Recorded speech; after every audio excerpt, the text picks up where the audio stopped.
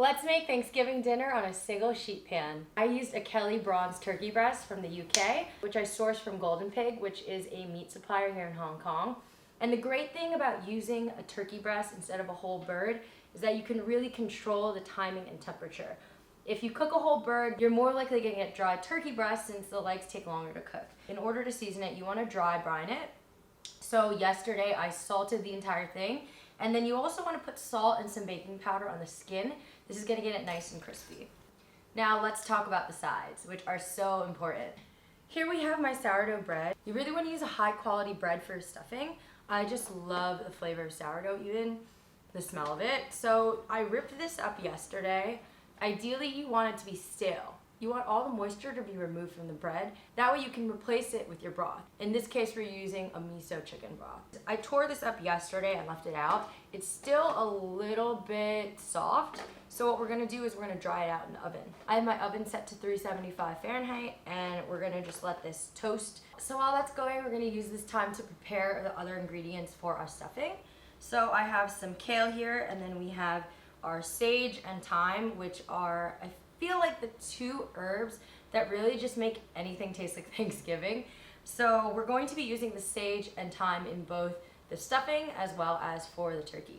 For the thyme, you want to just go in the opposite direction of the leaves and just gently use your fingers to push down, and it will come right off the stem. Chop up our herbs.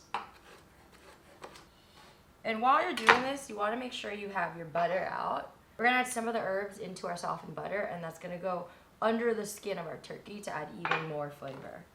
Really smells like Thanksgiving. Maybe a big pinch of our herbs into our butter.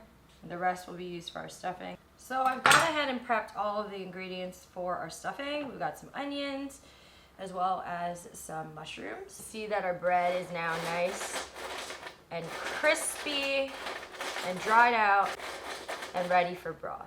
We've also got our butter for the turkey. I went ahead and smushed in our herbs, and we're also going to add in some garlic. Mix that in, and that'll again just add even more flavor into our turkey. All right, so first we need to cook our vegetables for our stuffing. So I'm gonna heat up some olive oil, onions, season with a pinch of salt, and we're basically cooking until they get soft. Our mushrooms. You want to add in your kale, and you may want to add, I like to just take a little bit of the chicken stock that we're going to be using and just sprinkle that in. It'll just help the kale start to wilt. I'm going to season it with a little more salt and some pepper, and this should be good.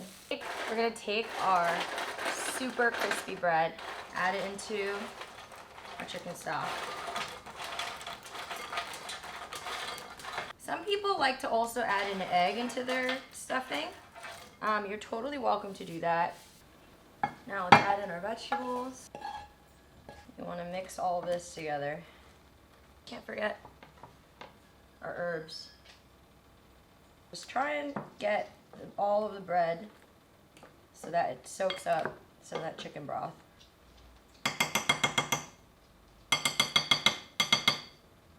Gonna add in a little bit more miso paste into the broth. Maybe should have done this in a bigger bowl.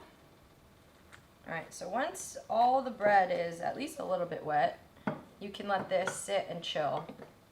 Alright, now here we have our turkey breast. First thing you want to do for crispy skin is just dry off the top. So what basically happened is that when you use the salt and the baking powder, all of the moisture draws out of the skin onto the surface, and then it makes it easy to just dab off all of that moisture so that you're left with crispy skin when you bake it. So once that's super duper dry, we're going to take our butter, go under the skin, and rub in that butter. And this is just going to make it even more delicious. Stretch out your skin back over your butter.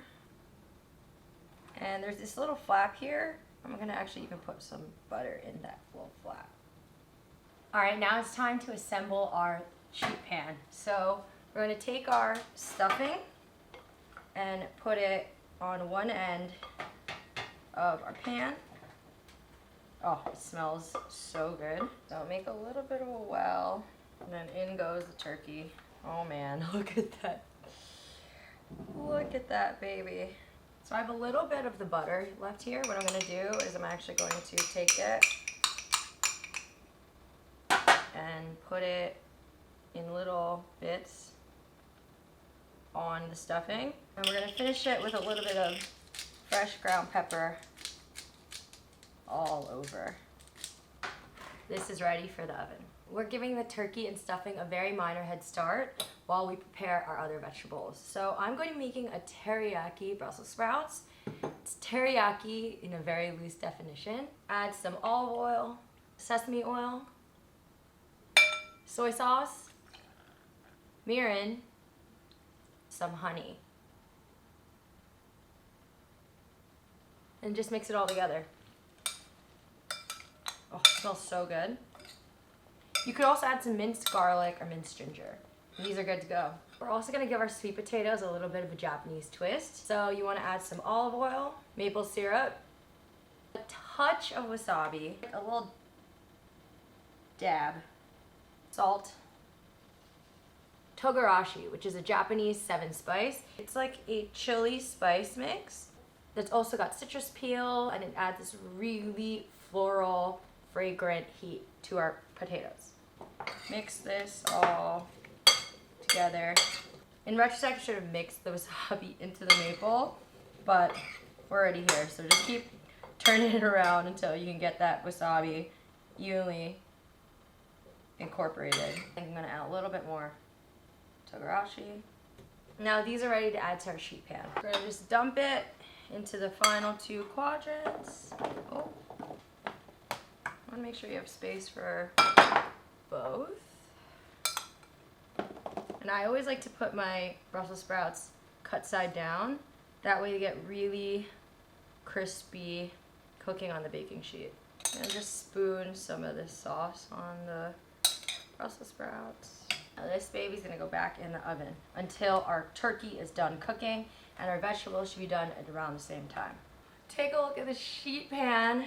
So the turkey I'm using is a Kelly Bronze turkey that I got from a supplier here in Hong Kong called Golden Pig, and it actually came with this thermometer, and on the thermometer it actually has a zone that you want to hit. So you want to stick it into the thickest part of the turkey. You want to check it after 40 minutes and then check every 5 to 10 minutes after that until you hit the zone, and you can see that this has actually already been sitting for a bit. So there is some carryover temperature. So right now it's just outside of the zone. I'm hoping it's not overcooked because I did leave for a hot minute to buy some cranberry sauce.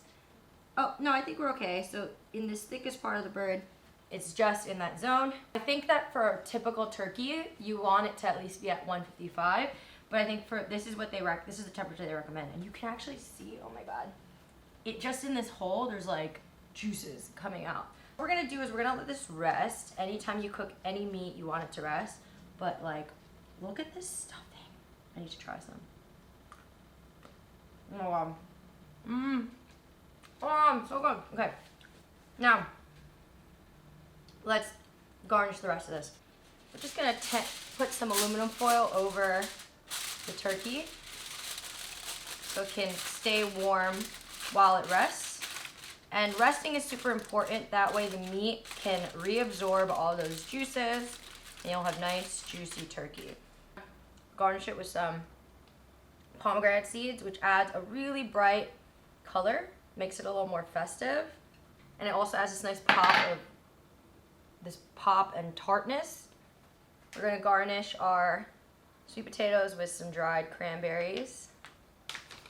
I love these Valdosta pecans from Sahel Snacks. They're so good. And so I'm just crushing them in the bag. And obviously you have a nut allergy, you can leave out the nuts, but they just add such a delicious element and crunch to our tender sweet potatoes. Look at this turkey breast. crispy skin. So what you want to do is you want to slice it against the grain. So if you look at at your turkey closely, you'll notice striations that go this way. So what you want to do is you want to slice against that. And you want to slice against the grain. That way when you eat, it's easier to chew.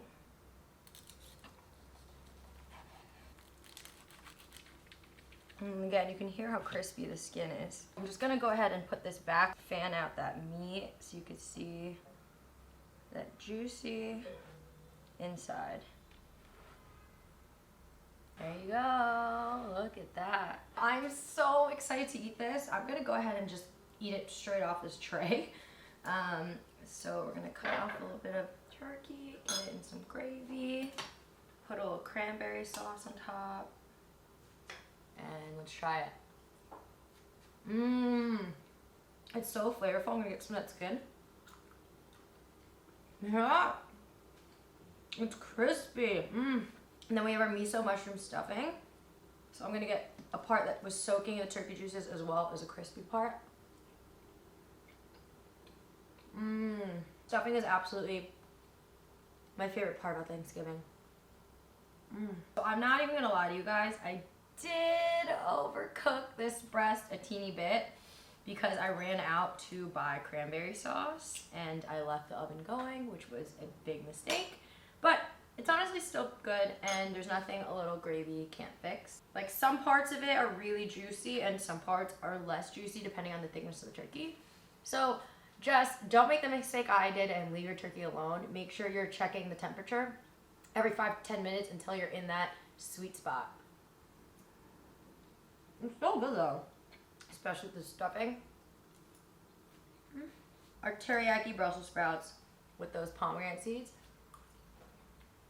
And then we have our sweet potatoes with our maple Togarashi sweet potatoes. I maybe add even more Togarashi and even more wasabi. I think that would even make it, even more delicious. I was kind of just eyeballing it. I've never made this before. Turned out quite well. The pecans,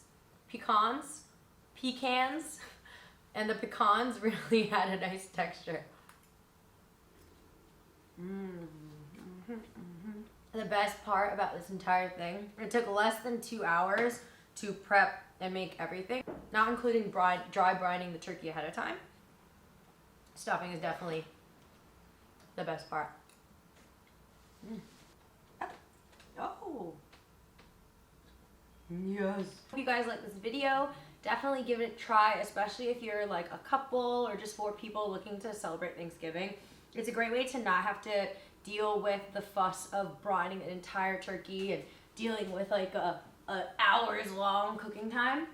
And you can also customize the sides. You can go ahead and make these slightly Asian inspired veggies like I did, or you could do green bean casserole. You could do baked sweet potato with marshmallows. It's really up to you. So happy Thanksgiving and thanks for watching. Make sure you hit like and subscribe for more. See ya.